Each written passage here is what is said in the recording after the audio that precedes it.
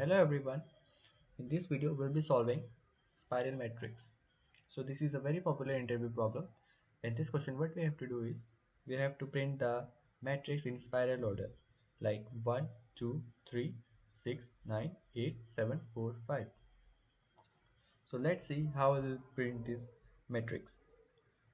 So let me just create a variable vector int answer because we have to return it in a vector. First I will check if matrix dot size is equals to 0 or not. If it is 0 then I have to return answer. So first what I will do is I will create four variables. Int left, which will point to the first column. Int right, which will point to the last column, which will be matrix of 0 dot size -1. Int top, which will point to the first row. Int bottom, which will point to the last row. Matrix dot to your size -1. And we will create a vector, create a variable direction, and every time we print a row or column we'll change the value of direction. So here we are only going from left to right, top to bottom, right to left, and bottom to top. So we are traversing four directions, so the value of direction will be changing four times: 0, 1, 2, and 3. For 0 it will be printing left to right, for 1 it will be printing from top to bottom, for 2 it will be printing from right to left, and for 3 it will be printing from bottom to top. So every time we'll print any row or column, we'll increase its value by 1 and mod it by 4, because we have to keep the value of direction between 0 and 3.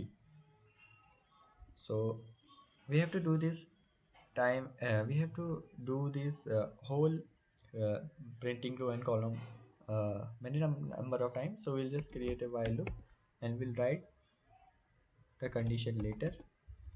And first we'll see if direction is equals to 0, that means we are printing from left to right. So for int I equals to left, I less than equals to right, rigist I plus plus. And what I will do, I will just put all the values of the matrix into the answer matrix of. Here the row is fixed, we are only changing the column. So the row is top, which is pointed by the top variable, and I is changing, column is changing. So we will just do top plus plus as the first row is printed, as this row, the current row is printed. So we'll do top plus plus, and if direction is equals to 1, that means we are printing from bottom to top to bottom. We'll just do int equals to top, I less than equals to bottom, I plus plus. Answer dot pushback matrix of 1. Here the column is fixed. So what I will do, I will just put right, because it is pointed by right.